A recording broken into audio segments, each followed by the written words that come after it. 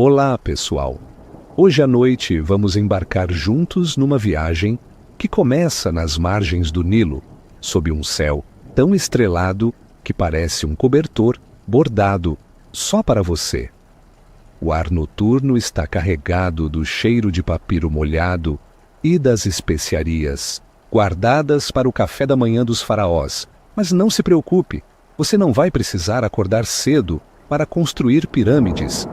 Em vez disso, vamos explorar como os egípcios antigos, sem farmácia, 24 horas, Google ou aquela tia que sempre tem um chá para tudo, começaram a criar os primeiros remédios naturais da história. Imagine-se caminhando por uma vila com ruas de terra batida, cercada por casas feitas de barro, e todos ao redor estão ocupados, não com o smartphone, mas colhendo plantas, misturando pós misteriosos ou rezando para que aquele ferimento sarasse, sem a intervenção de um crocodilo. Aqui você é só mais um curioso, tentando não tropeçar nas cabras nem chamar a atenção dos guardas do templo. Antes de se acomodar, reserve um momento para curtir o vídeo e se inscrever, mas somente se você realmente gostar do que eu faço aqui. Aproveita e comenta aí embaixo de onde você está assistindo e que horas são. Sério, sempre me surpreendo com o pessoal que aparece das Filipinas ou de algum lugar em que já é amanhã. Agora, diminuam as luzes. Talvez liguem um ventilador para um suave zumbido de fundo. E vamos entrar juntos na jornada desta noite. Você sente a areia fina sob os pés. Escuta ao longe o barulho preguiçoso do Nilo e percebe que nesta terra antiga, tudo, desde um cortezinho no dedo até uma tempestade de gafanhotos, tinha um remédio caseiro ou, no mínimo, uma reza forte. O clima quente é perfeito para conservar corpos, mas não tanto para conservá-los vivos. Então, os egípcios aprenderam rápido a olhar para as margens verdes do rio e pensar: o que será que dá para passar nessa queimadura? Ali, as primeiras farmácias são jardins de templo e mercados barulhentos, cheios de cheiros bons, e alguns nem tanto. Você vê um velho vendendo pó de pedra, jura que escutou alguém recomendar esterco de crocodilo para proteger do sol, e não sabe se fica admirado ou preocupado. Historiadores ainda discutem se os egípcios realmente acreditavam nesses poderes milagrosos ou se era só desespero mesmo. Afinal, o seguro-saúde local era, digamos, limitado. Mas é nesse ambiente que o conceito de cura começa a tomar forma, misturando observação da natureza, tentativas e erros, vários erros, e uma dose generosa de superstição. Os egípcios eram mestres em aproveitar o que o Nilo dava: folhas, raízes, flores, mel e até lama. Você vê alguém catando folhas de acácia e, sem perceber, assiste ao nascimento de um dos primeiros antissépticos conhecidos da humanidade. Curiosidade excêntrica. Reza a lenda que certos remédios eram passados de geração em geração por meio de músicas. Sim, playlist da vovó, só que versão papiro. E por falar em papiro, logo mais você vai entender como eles anotavam essas receitas para ninguém esquecer a dose. Você sente o calor do dia dar lugar a um frescor gostoso, enquanto os sons da vila se acalmam. A fogueira crepita ao longe, trazendo aquela sensação boa de que, apesar dos perigos, escorpiões inclusos, no pacote, sempre existia um remédio, ou pelo menos alguém para tentar te convencer disso.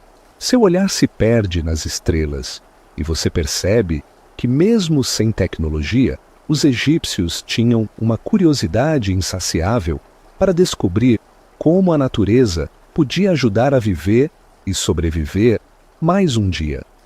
Talvez você até imagine como seria testar um desses remédios em si, tipo uma máscara de barro e mel, só que sem aquele spa chique. Ou então se pergunta se aguentaria a dieta egípcia só para ver se melhora a imunidade. Spoiler! Se você não sobreviver a uma noite comendo pão e cebola, talvez precise daquele protetor solar de crocodilo. Ou não. E assim, caminhando sob o céu antigo, você se prepara para mergulhar nos mistérios e nos cheiros nada discretos dos primeiros remédios naturais. O mundo ao seu redor desacelera. Você está pronto para seguir viagem pelos jardins sagrados, onde o próximo segredo de cura já brota, verde e silencioso, à beira do Nilo. Você se embrenha nos jardins secretos do Egito Antigo, onde cada folha guarda um mistério e cada cheiro pode ser um convite. Ou um alerta, dependendo da coragem e da quantidade de nariz entupido de quem passa. Os egípcios eram excelentes observadores. Se um hipopótamo parava para mastigar uma planta, alguém já pensava, talvez sirva para dor de barriga. Tudo começa assim, numa mistura de esperança e falta de alternativa. Porque, convenhamos, a medicina moderna ainda estava a uns 4.000 anos de distância, e o plano B geralmente envolvia pedir ajuda ao Deus mais próximo. No coração desses jardins, a vida pulsa em tons de verde profundo e flores coloridas. Você se agacha ao lado de uma jovem coletora que sussurra nomes de plantas como quem revela senhas de Wi-Fi: mandrágora, lótus azul, alho e aloe vera. Ela pega folhas de acácia, explica que aquilo serve para cicatrizar feridas e você, discretamente, decide não questionar a eficiência. Afinal, vai que funciona. O cheiro forte das plantas amargas mistura-se com a doçura do mel e tudo parece tão vivo que por um segundo você se esquece de que está cercado de besouros do tamanho de moedas. Os egípcios gostavam de experimentar um pouco disso, uma pitada daquilo, e de vez em quando alguém percebia que aquela planta não era para passar, era para correr. Historiadores ainda discutem se a escolha das plantas era baseada em experimentos sérios ou apenas observação de quem sobreviveu ao teste. Mas a verdade é que o sistema de tentativa e erro era basicamente uma seleção natural para farmacêuticos. Um fato amplamente conhecido é que o papiro Ebers, um dos textos médicos mais antigos do mundo, trazia centenas de receitas à base de plantas. Quase todas começavam com a mesma promessa: aliviar a dor, curar a febre, ou, ao menos, evitar aquela morte súbita inconveniente. E entre as páginas há até indicações para aliviar ressaca, porque nem mesmo o faraó escapava dos excessos de um bom vinho. A excentricidade vinha fácil. Por exemplo, alguns egípcios acreditavam que o alho, além de fortalecer os escravos que construíam pirâmides, afastava espíritos ruins e crocodilos. Não dá para culpar, né? Se você tivesse que atravessar um rio cheio de dentes, provavelmente toparia experimentar até chulé de alho, se alguém dissesse que funcionava. Você sente a textura das folhas entre os dedos, o calor do sol filtrando-se entre as palmeiras, e percebe que cada planta traz consigo uma pequena história de sobrevivência. O lótus azul, por exemplo, não era só decorativo. Usado em infusões e pomadas, ele era famoso por causar uma leve sensação de relaxamento. O precursor do chá calmante antes de dormir, só que com um toque mais místico. Algumas plantas eram raras, guardadas só para os rituais nos templos, enquanto outras cresciam como mato e entravam em quase toda receita, um verdadeiro multivitamínico da antiguidade. Você ouve a velha coletora contar que, certa vez, um menino confundiu folha de figo com outra parecida, e só percebeu o erro quando ficou correndo mais rápido que o próprio medo. Ninguém confirma se era alergia ou efeito colateral, psicológico. Curiosidade excêntrica. Diziam que a seiva de tamareira podia espantar maus pensamentos se passada atrás das orelhas. Você até tenta imaginar explicar isso para um terapeuta moderno. Doutor, já experimentou um pouco de tamareira para a ansiedade? E assim, em meio ao barulho das cigarras e ao cheiro de terra molhada, você percebe como os egípcios começavam a diferenciar as plantas do bem das do mal, criando pequenas regras, geralmente baseadas em quem estava bem o suficiente para contar a história no dia seguinte. Quando uma planta funcionava, todo mundo comemorava. Quando não, bom. Aí era melhor inventar uma boa desculpa. A noite cai e o jardim sagrado se transforma, cheio de sombras misteriosas. Você se pergunta como seria ter que confiar a própria saúde a um punhado de folhas e raízes desconhecidas, torcendo para não errar a mão na dosagem. É nesse cenário de incerteza e criatividade que nascem as primeiras tradições de fitoterapia, passadas de boca em boca e anotadas, para os poucos que sabiam ler, nos famosos rolos de papiro. Os insetos zumbem em volta e você se sente parte de uma experiência antiga, uma mistura de cientista amador e cobaia resignada. Quem diria que, séculos depois, muita gente ainda tomaria chá de camomila para acalmar os nervos? Mas não se preocupe, por enquanto, basta você se encostar em uma sombra fresca, sentir o cheiro das folhas amassadas nas mãos e deixar a história fluir. Só não tente experimentar nada do jardim sem orientação, a menos que queira saber como era um pronto-socorro egípcio. Spoiler: envolvia muitas compressas de barro e fé. Você avança pelos corredores silenciosos de um templo egípcio, cercado por paredes cobertas de hieróglifos e o eco abafado de passos descalços. A luz das tochas vacila, projetando sombras compridas sobre a pedra polida. De repente percebe que, aqui dentro, nada é exatamente o que parece. Aquele aroma de incenso é também parte de um ritual de purificação, e o silêncio solene só é interrompido pelos sussurros entre sacerdotes.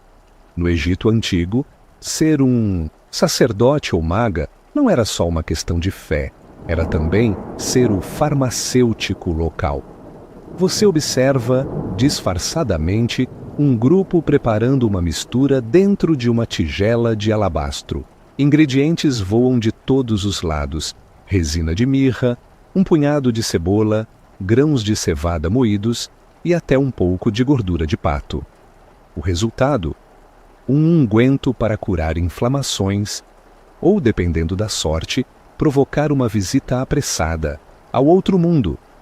O cheiro? Imagine uma sopa de cebola esquecida no altar durante uma onda de calor.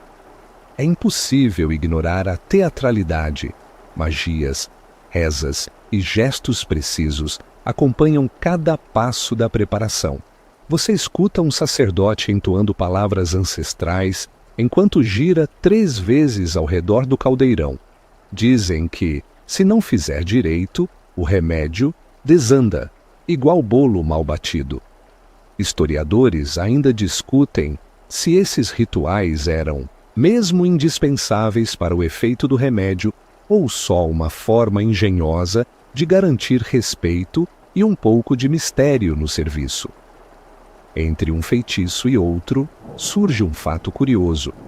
Os egípcios valorizavam tanto o saber dos sacerdotes médicos que até os reis mandavam buscá-los em batalhas. Ramsés II, por exemplo, teria levado um batalhão inteiro de médicos magos para acompanhar suas campanhas militares. Afinal, não basta vencer o inimigo, é preciso sobreviver à intoxicação alimentar no acampamento.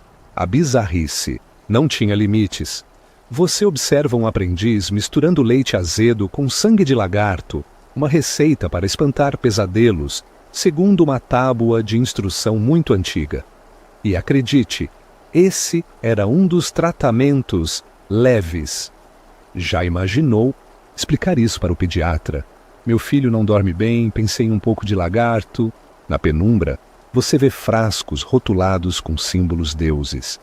Isis para as mães, Sekhmet para os guerreiros, Thoth para quem precisava de uma boa inspiração criativa, ou de uma desculpa convincente para experimentar receitas novas. Os sacerdotes anotavam tudo, mas só ensinavam os segredos para quem realmente merecia.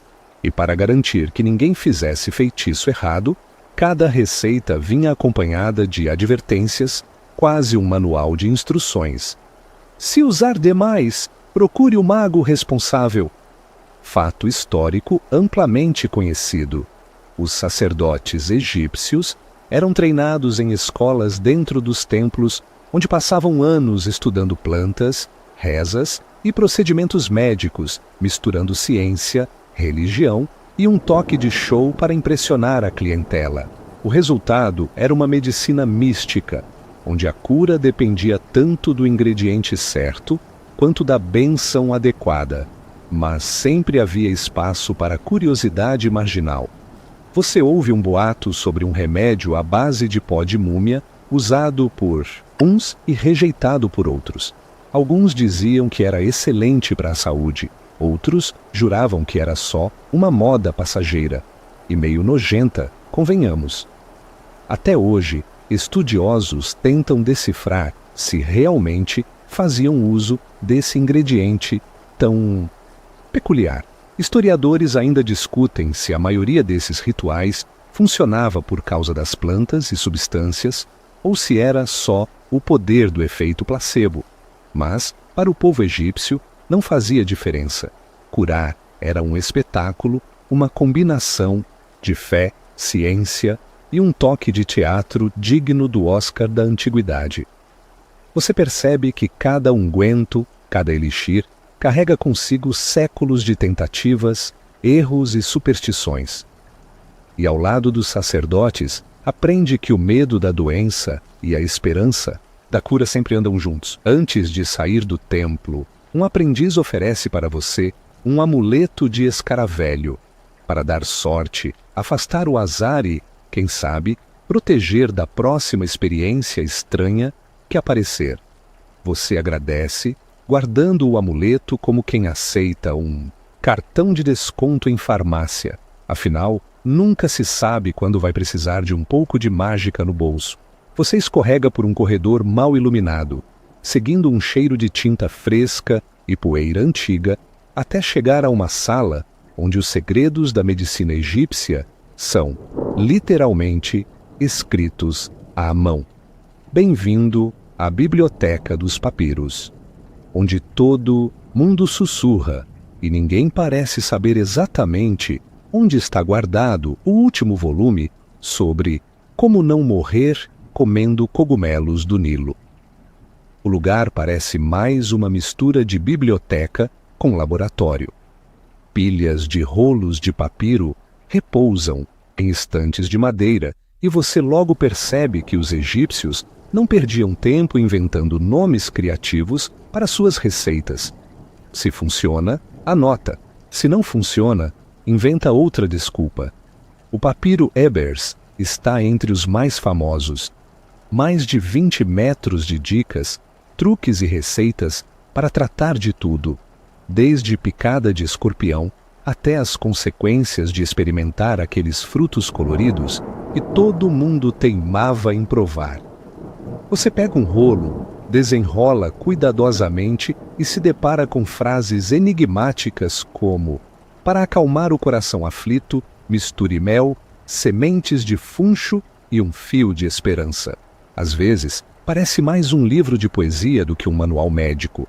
Historiadores ainda discutem se os escribas egípcios eram verdadeiros especialistas em medicina ou apenas tinham letra bonita o suficiente para confundir o leitor. Spoiler: letra feia é uma tradição médica que atravessa séculos. Fato histórico amplamente conhecido. Os egípcios registravam tudo, absolutamente tudo. Desde receitas para dores de dente, mel e farinha, aplicados diretamente no local.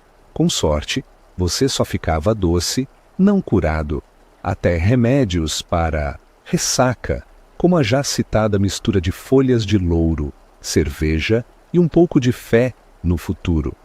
Você vê ao lado outro papiro menor, dedicado inteiramente a problemas intestinais. Aparentemente, comer pão cheio de areia não era a melhor ideia, mas estava na moda. No canto da sala, um escriba parece hipnotizado, copiando uma receita de pomada para queimaduras, gordura de hipopótamo, mel e um pouco de poeira da tumba mais próxima. Curiosidade excêntrica. Algumas receitas recomendavam que o doente cantasse um hino enquanto aplicava o remédio, porque, se não curasse o corpo, pelo menos animava o espírito. Você repara que as receitas não eram exclusivas para humanos. Havia rolos inteiros só para curar cavalos, gatos e até gansos, porque no Egito, animal saudável era sinônimo de boa colheita e menos azar.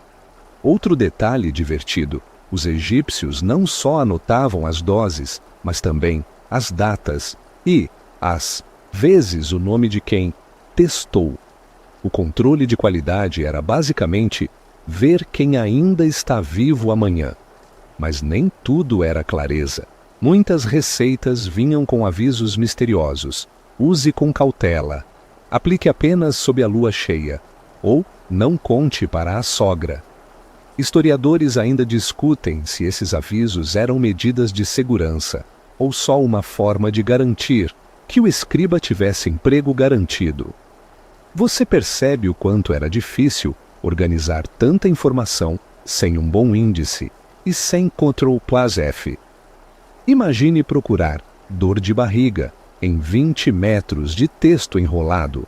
O escriba ao seu lado solta um suspiro, confessa que até hoje está tentando achar uma receita que leu há anos e pede para você guardar segredo sobre a existência de um rascunho com erros de ortografia. Afinal, até as mentes brilhantes erram, e às vezes esses erros viravam receitas novas. No fundo, você percebe que a verdadeira magia dos papiros está na tentativa de entender o corpo e suas dores, traduzindo tudo para listas, tabelas e recomendações, muitas vezes escritas no calor do desespero. O cheiro de tinta misturado ao pó faz você espirrar, mas o escriba sorri e diz que há receita até para isso. Dica: envolve ervas secas e boa vontade. A noite se aproxima e o trabalho do escriba nunca acaba. Você o observa, tentando imaginar como seria escrever o primeiro manual de sobrevivência da humanidade, sabendo que cada palavra pode ser a diferença entre o alívio e um novo capítulo de tragédias domésticas. Ele agradece sua companhia, oferece um rolo pequeno para anotar suas próprias receitas, se sobreviver aos testes, e você aceita, fingindo que vai usar. Você sai da biblioteca, já sonhando com um Egito em que os remédios não precisassem vir acompanhados de orações e enigmas. Mas, até lá, você sabe, toda dor tem uma receita, mesmo que seja para rir dela depois. Você sai da biblioteca, dos papiros e, com a curiosidade renovada, segue por uma trilha de areia que leva a um pequeno pátio cheio de sons e cheiros inusitados. É aqui que o Egito revela um dos seus segredos mais peculiares: a farmácia dos animais. Esqueça aquela imagem de um farmacêutico de jaleco branco. Aqui, o balconista pode ser um apicultor, um domador de gatos, ou simplesmente alguém que tenha coragem de se aproximar de um ninho de vespas para ingredientes frescos. Você percebe rapidamente que, para os egípcios, qualquer criatura viva era um potencial colaborador na busca pela cura. Abelhas produzem mel, o ouro líquido que eles usavam para tratar feridas, embalsamar corpos e até melhorar o hálito depois de comer cebola. Spoiler, às vezes nem o mel dava conta. O mel era aplicado em cortes, queimaduras e picadas, e sua fama de antisséptico já atravessava milênios. Você observa uma mulher aplicando mel numa ferida do filho e, de quebra, passando um pouco no cabelo, porque, afinal, quem não quer um brilho extra até nas margens do Nilo? Historiadores ainda discutem se os egípcios sabiam de verdade como o mel funcionava no combate a bactérias ou se só acreditavam por tradição, mas o fato é que, ao contrário de muitas receitas estranhas, o mel realmente ajudava. Em compensação, nem todo tratamento era tão gostoso. Você flagra um senhor preparando uma pasta escura com esterco de crocodilo, que supostamente servia como protetor solar ou anticoncepcional. Sim, você leu certo, esterco de crocodilo. Aparentemente, entre arriscar uma queimadura de sol e passar por essa experiência, muita gente preferia confiar na sombra das palmeiras. O uso dos animais não parava aí. Gordura de hipopótamo entrava em pomadas cicatrizantes, cascas de ovos moídas eram misturadas em loções para fortalecer unhas e dentes, e o leite de vaca era ingrediente de receitas para acalmar estômagos irritados, geralmente depois de um banquete animado ou de uma aposta culinária duvidosa. Um fato histórico amplamente conhecido é que gatos eram reverenciados não só como símbolos de proteção, mas também como detetores naturais de doenças. Acredita-se que se um gato deitasse perto de alguém doente, era sinal de que a recuperação estava a caminho ou que o gato só queria um lugar quentinho, vai saber. A fauna egípcia oferecia ainda mais opções para quem não tinha frescura. Casulos de bichos da seda para bandagens, pó de chifre de carneiro para fortalecer os ossos e até escaravelhos secos para dar sorte em tratamentos. Porque, no Egito, sorte e saúde andavam de mãos dadas, ainda que isso envolvesse triturar insetos e misturar com vinho. Curiosidade excêntrica. Havia quem recomendasse usar pele de cobra como curativo para feridas, acreditando que a pele nova acelerava a recuperação da pele humana. Só não ficou registrado se alguém realmente gostava do resultado visual. Você se pergunta como as pessoas reagiam a essas indicações e logo houve um diálogo típico. Mas precisa mesmo de bosta de crocodilo? Se quiser sobreviver ao verão, melhor não arriscar. Historiadores ainda discutem se certas fórmulas eram populares por necessidade real ou apenas por falta de alternativas menos nojentas. Às vezes a eficácia vinha do ingrediente, outras vezes era pura superstição, ou medo de contrariar a sogra que insistia no tratamento. Em meio a tudo isso, você vê uma criança carregando um pote com escaravelhos pronta para entregar ao mago local. A mãe sussurra que é para dar sorte no exame da escola dos escribas. Você tenta não rir, lembrando das promessas milagrosas dos remédios de hoje em dia. Cure tudo em 7 dias ou o seu escaravelho de volta. Quando o sol se põe, o pátio ganha um ar de mistério.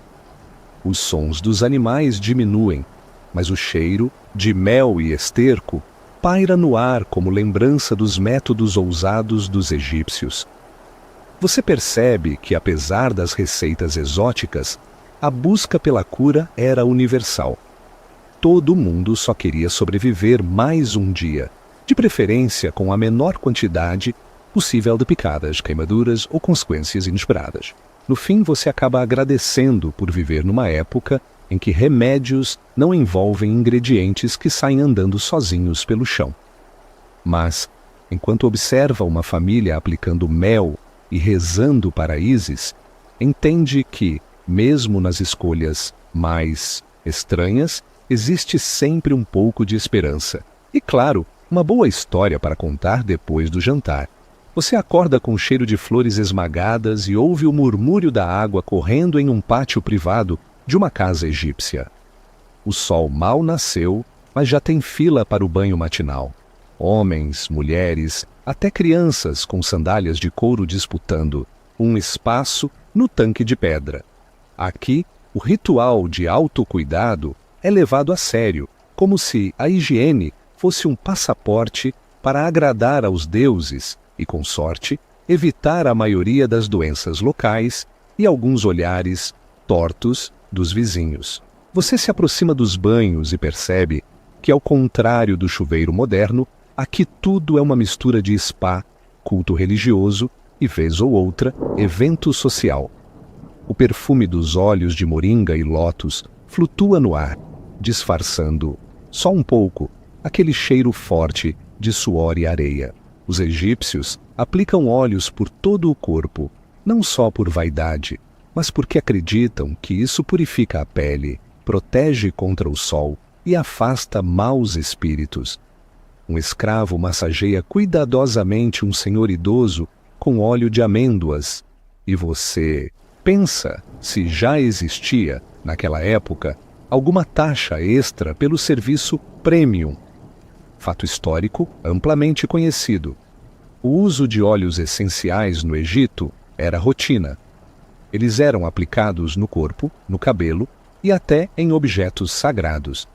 Muitos desses óleos eram tão valiosos que viravam presentes diplomáticos. Reis e rainhas apostavam na mistura certa de fragrâncias para demonstrar poder, saúde e, com sorte, um hálito fresco o suficiente para sobreviver à audiência matinal. Enquanto observa, você nota que os egípcios gostavam de combinar autocuidado com espiritualidade. O banho não era apenas limpeza, mas um ritual para afastar doenças e energias negativas. Sacerdotes aspergem água perfumada sobre fiéis antes das cerimônias. Crianças recitam cânticos enquanto esfregam as mãos com uma pasta de argila. E mães ensinam filhas a preparar um esfoliante natural de areia fina e pétalas de rosa. Curiosidade excêntrica. Acreditava-se que um banho de leite de cabra combinado com mel poderia não só rejuvenescer a pele, mas também atrair bons sonhos. Se funcionava mesmo, só a Cleópatra e talvez algumas cabras estressadas poderiam confirmar. Você percebe que tudo é feito de maneira rítmica, quase coreografada. Os banhistas vão de um tanque para outro, terminam com um enxágue gelado e um breve agradecimento aos deuses da pureza e saúde. No canto, alguém prepara uma máscara facial com argila do Nilo, prometendo milagres para quem aguenta o cheiro forte. Uma jovem massageia as têmporas com óleo de tomilho e, entre sorrisos, garante que é tiro e queda para dor de cabeça ou mau humor de Faraó. Historiadores ainda discutem se a eficácia de tantos óleos vinha dos ingredientes ou do simples prazer de sentir-se limpo e perfumado em meio ao calor escaldante. Seja como for, a popularidade desses banhos atravessou séculos. Alguns dos ingredientes egípcios aparecem até hoje em cosméticos e rituais de bem-estar. O ambiente é descontraído, mas não dispensa um pouco de drama. Você vê uma senhora jogando um punhado de areia purificada no tanque, explicando que isso garante proteção contra doenças da água. Ao lado, um menino derrama, sem querer, metade do óleo de oliva no chão, gerando olhares de pânico. Desperdício de óleo era quase motivo de tragédia nacional, ou no mínimo, uma boa bronca. E, para completar, todo mundo discute qual óleo é melhor, semente de rabanete ou moringa. A rivalidade local parece até debate de fórum na internet. À medida que o sol sobe, o calor intensifica o cheiro dos óleos e a conversa nos banhos vai mudando para dicas de saúde e pequenas confissões. Você escuta conselhos sobre como misturar ingredientes para combater acne, recomendações de banhos de ervas para melhorar o sono e até receitas de pasta dental caseira, geralmente uma combinação nada sutil de sal e flores esmagadas. Só não pergunte sobre o gosto. Você percebe, enfim, que o autocuidado egípcio era mais do que estética. Era uma forma de prevenção, um jeito de se aproximar dos deuses e dos vizinhos ao mesmo tempo. Tudo regado a muita conversa, um pouco de superstição e, claro, litros e litros de óleo essencial. No fundo, a ideia era simples: cuidar do corpo era proteger o espírito e vice-versa. E antes de sair do banho, um último conselho de uma senhora sorridente: passe sempre óleo nos pés. Dizem que atrai bons sonhos e no mínimo evita bolhas nas caminhadas.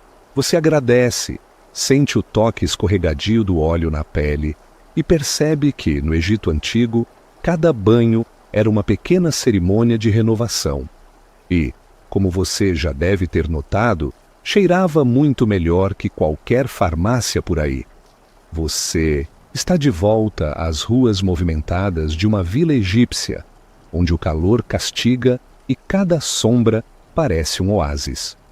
O dia corre tranquilo até você ouvir um grito agudo vindo de uma oficina de escultores. Quando se aproxima, percebe um garoto com um corte feio no braço, resultado de uma disputa mal resolvida entre um cinzel e a pressa de entregar o trabalho antes do almoço.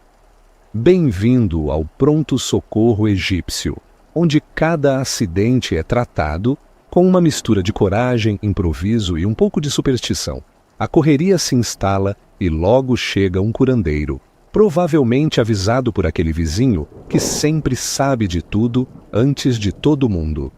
O kit de primeiros socorros é, digamos, variado: um pote de mel, uma tira de linho, um punhado de barro úmido e uma faca de bronze afiada. O curandeiro começa limpando o ferimento com água do Nilo, fervida, se você tiver sorte, aplica uma camada generosa de mel e enrola tudo com o linho. O mel, famoso entre os egípcios por suas propriedades curativas, serve de antisséptico, natural e ainda espanta insetos, porque mosca nunca falta por aqui. Enquanto o garoto é atendido, uma senhora se aproxima e sugere aplicar também uma pasta feita de cebola e alho para afastar o mal-olhado e, com sorte, o cheiro do corte. Você percebe que, para eles, medicina e superstição andam de mãos dadas. Todo o tratamento é acompanhado de uma pequena oração, ou ao menos um palavrão sussurrado, caso o paciente seja mais cético. Fato histórico amplamente conhecido: os egípcios já realizavam pequenas cirurgias com instrumentos de bronze, incluindo costura de cortes e até drenagem de abscessos. Você observa o curandeiro afiando a faca numa pedra, com um capricho que lembra chefe preparando sushi, e percebe que aqui precisão é questão de vida ou morte, ou no mínimo de um braço menos dolorido no dia seguinte. Só que nem todo o procedimento era tão técnico. Em casos de picadas de cobra, por exemplo, o remédio clássico envolvia um amuleto de pedra gravada, uma compressa de barro e o máximo de fé que o paciente pudesse reunir. Curiosidade excêntrica: para certas picadas, recomendava-se que o paciente dormisse com um sapo seco debaixo do travesseiro. Se curava mesmo, ninguém sabe, mas pelo menos dava assunto para o café da manhã. Historiadores ainda discutem se os métodos egípcios eram, de fato, mais avançados que os de outros povos da época, ou se o sucesso vinha da insistência em tentar de tudo um pouco, desde procedimentos práticos até as simpatias mais improváveis. O debate segue. Teria sido o barro do Nilo responsável por cicatrizações rápidas, ou o mérito era mesmo do mel, que segue na moda até hoje?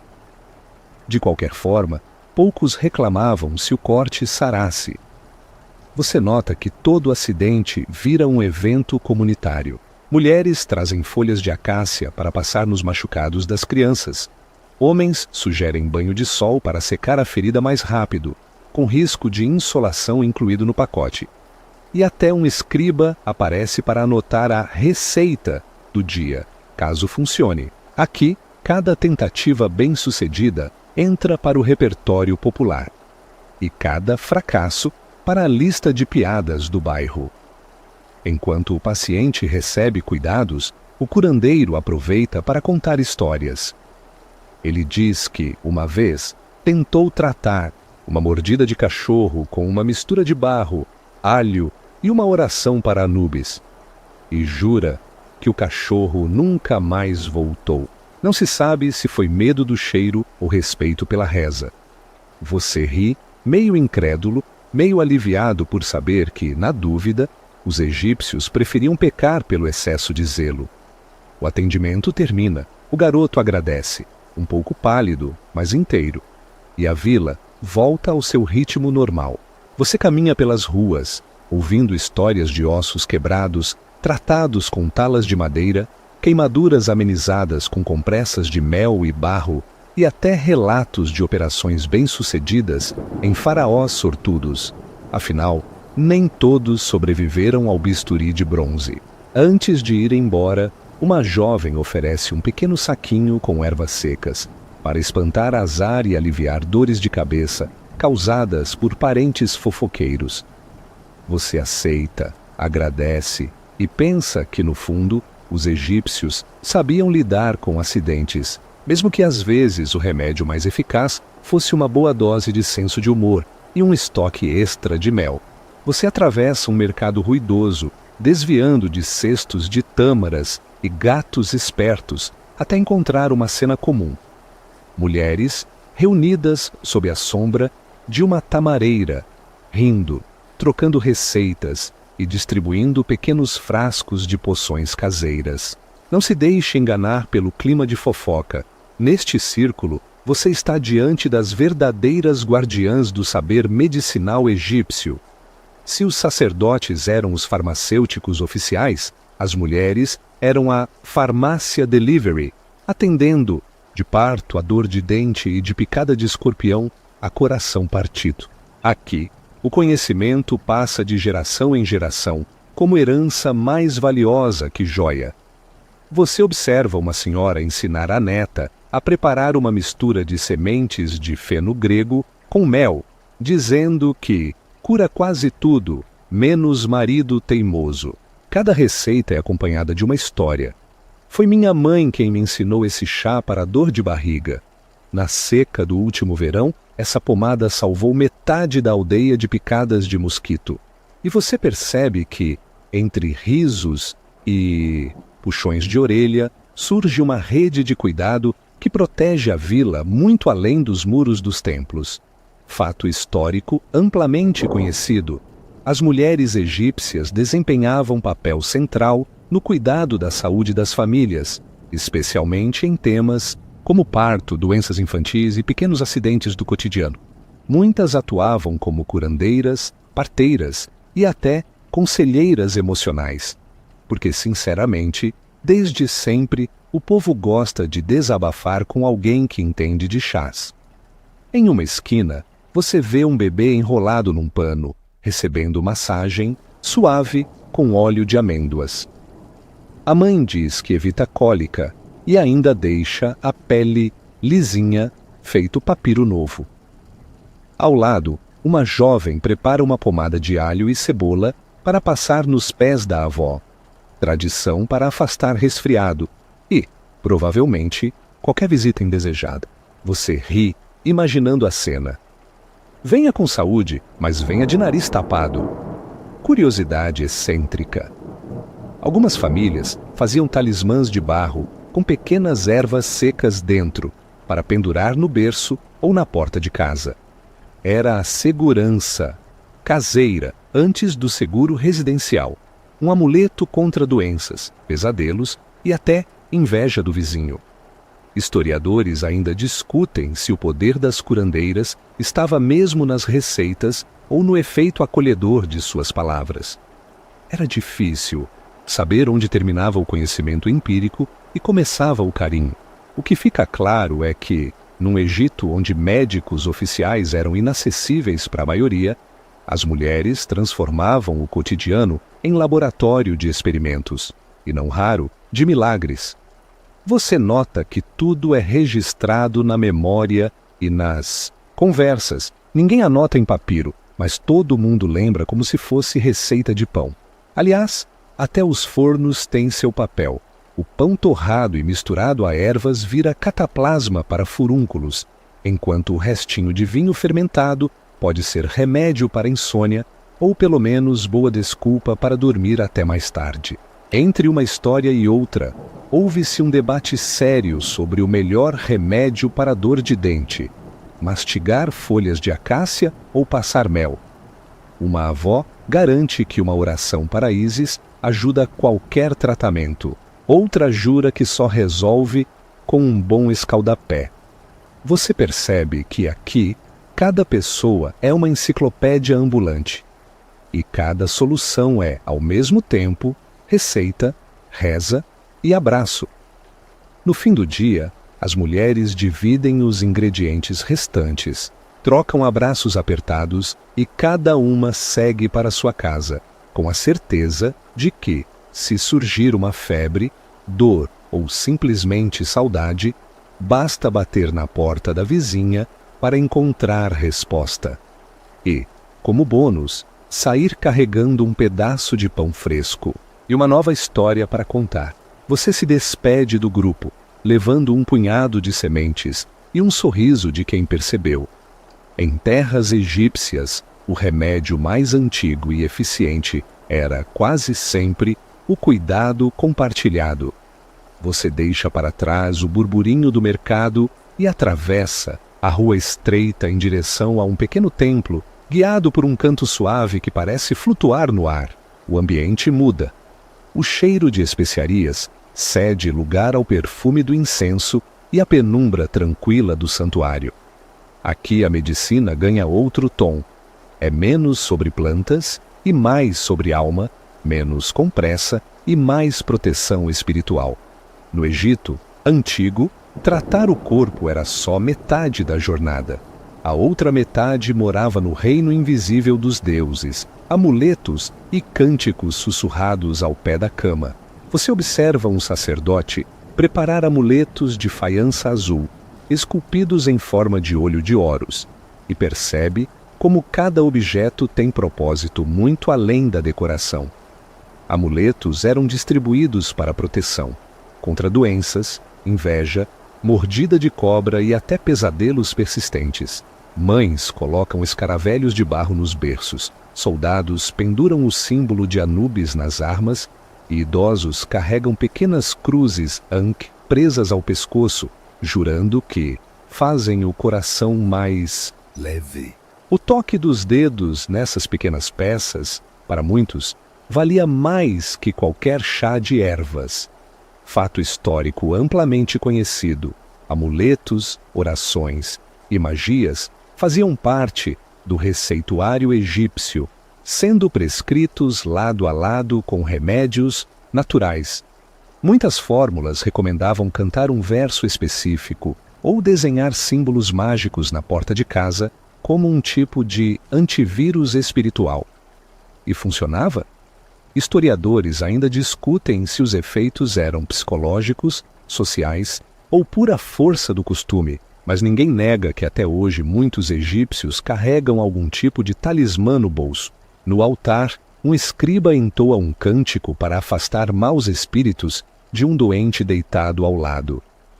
O som é ritmado, quase hipnótico, e você sente uma calma estranha, como se cada palavra lavasse um pouco o medo e o cansaço do corpo. O paciente segura firme um amuleto de olho de Horus, enquanto familiares recitam palavras ensinadas pelos ancestrais. Uma mulher acende ervas secas e gira ao redor do doente, espantando o que chama de ventos ruins. Você não tem certeza se acredita, mas nota o ar de alívio geral quando o ritual termina. Curiosidade excêntrica. Alguns rituais exigiam a escrita de pequenos papiros com pedidos aos deuses, que depois eram queimados ou lançados ao Nilo. Outros envolviam dormir com um pedaço de papiro debaixo do travesseiro, na esperança de absorver bons sonhos e acordar com a alma mais forte. Se você acha estranho, lembre-se daquele amuleto moderno que muita gente leva ao vestibular ou entrevista de emprego. O costume atravessou séculos, só mudou de embalagem. Você repara que, muitas vezes, Os rituais eram combinados com os remédios físicos. Uma compressa de mel vinha com uma reza para Ísis. Uma infusão de camomila era servida junto a um cântico suave. O tratamento completo precisava de corpo e alma em sintonia. Historiadores ainda discutem onde começa o placebo e termina a fé, mas os egípcios não estavam preocupados em separar as coisas. Para eles, saúde era equilíbrio, e qualquer desequilíbrio podia ser ajustado com a mistura certa de ervas, palavras e esperança. No canto do templo, crianças aprendem cânticos que, dizem os mais velhos, afastam doenças e pesadelos. Você sorri, lembrando de quando alguém jurava que só dormia com a luz acesa para espantar a assombração. Talvez, no fundo, todos nós tenhamos nossos pequenos rituais para enganar o medo e garantir uma boa noite de sono. O dia escurece devagar e o templo se enche de uma luz dourada, suave. Você se despede do sacerdote, sentindo uma leveza boa, e entende que, para os egípcios, a cura era uma dança. Um passo no físico, outro no espiritual, e o resto entregue aos deuses e ao tempo. Ao sair, leva consigo um pequeno amuleto de faiança. Não custa nada garantir uma proteção extra, mesmo para quem não acredita. Você caminha devagar pelas margens silenciosas do Nilo ao entardecer, refletindo sobre tudo o que viu e ouviu. O vento sopra leve, trazendo o cheiro doce de papiros e o distante rumor de canções que atravessam gerações. O Egito antigo começa a se despedir, mas deixa atrás de si um legado que ainda pulsa nas veias do mundo moderno. Algumas tradições, tão familiares quanto um chá para a gripe, outras, felizmente, esquecidas junto com o esterco de crocodilo. Você percebe como cada prática, receita, superstição ou reza ajudou a criar a medicina que hoje conhecemos. Muito do que era feito nas sombras dos templos, nos banhos perfumados ou nas rodas de conversa sob o sol virou inspiração para os cuidados atuais. E, mesmo que boa parte das fórmulas egípcias tenham ficado no passado, ninguém sente falta da pomada de hipopótamo, convenhamos. Certos princípios continuam presentes. O uso do mel, do alho, do linho limpo, a busca por equilíbrio entre corpo e mente, a ideia de que cada dor merece atenção, nem que seja para ganhar um abraço junto com o chá. Fato histórico amplamente conhecido. Muito do que aprendemos sobre fitoterapia, antissépticos e primeiros socorros nasceu ali, às margens do Nilo. O papiro Ebers, por exemplo, é consultado até hoje por curiosos e estudiosos que tentam decifrar o que era milagre, o que era ciência e o que era só desespero criativo. E as descobertas continuam. Recentemente, arqueólogos encontraram em tumbas ingredientes que, analisados por métodos modernos, mostraram ter propriedades medicinais reais. A sabedoria egípcia, afinal, não era só lenda, mas nem tudo sobreviveu ao teste do tempo. Curiosidade excêntrica. Durante séculos, alguns europeus chegaram a importar múmias egípcias para moer e usar como remédio. Uma moda um tanto duvidosa, que mistura ignorância, ganância e aquela famosa curiosidade humana que quase nunca tem freio. Felizmente, essa prática sumiu tão rápido quanto apareceu. Historiadores ainda discutem se a influência egípcia no mundo das ervas e poções foi mais positiva ou negativa. Afinal, o passado é sempre um mosaico de acertos, erros e histórias que crescem a cada contação. Você nota, no entanto, que talvez o maior legado dos egípcios seja a vontade de entender o corpo e buscar alívio na natureza, mesmo quando tudo parece improvável. Os deuses mudaram, a ciência avançou, mas aquela pergunta simples continua. O que posso fazer para me sentir melhor? Em algum lugar do mundo, Alguém ainda passa mel em cortes, mastiga alho para resfriado ou usa um amuleto para espantar maus sonhos, práticas que começaram aqui, entre o brilho dourado do Nilo e a paciência de sacerdotes e curandeiras. No final dessa caminhada, você olha para trás e se dá conta de que, apesar de todo o progresso, o desejo por cuidado, proteção e cura é tão antigo quanto a própria humanidade. E enquanto o sol mergulha por trás das palmeiras, deixando o rio coberto de luz dourada, você sente que a história dos remédios naturais egípcios não termina. Ela apenas dorme, pronta para ser despertada, sempre que alguém buscar conforto em um chá quente ou em um sorriso partilhado. Agora, vamos suavizar tudo e deixar o sono chegar. O calor do dia vai se dissolvendo em um frescor leve, como se as areias do deserto sussurrassem promessas de descanso ao seu ouvido. Você sente o corpo relaxar, confortável, seguro, sabendo que cada tentativa de cura, mesmo as mais inusitadas, nasceu desse desejo antigo de proteger e cuidar. As vozes do passado vão se afastando, transformando-se em ecos serenos, embalando sua mente em tranquilidade. O cheiro suave de óleos, o rumor da água, o brilho das estrelas refletidas no Nilo. Tudo ao redor desacelera, os sons ficam suaves, distantes. Agora, o mundo é só calma. A brisa noturna acaricia sua pele, trazendo uma sensação de leveza e proteção, como se cada segredo revelado fosse um convite para deixar as preocupações irem embora devagar. Você se sente parte dessa longa história de busca e esperança. Pode respirar fundo, soltar o peso do dia e deixar o silêncio envolver seu corpo, até que reste apenas o conforto de estar exatamente onde deveria. A noite se aprofunda, a terra descansa e você pode, finalmente, fechar os olhos, sentindo-se protegido, sereno, seguro. O tempo do Egito antigo se transforma em sonho e nele tudo é paz, calor e acolhimento. Bons sonhos, viajante das areias e dos segredos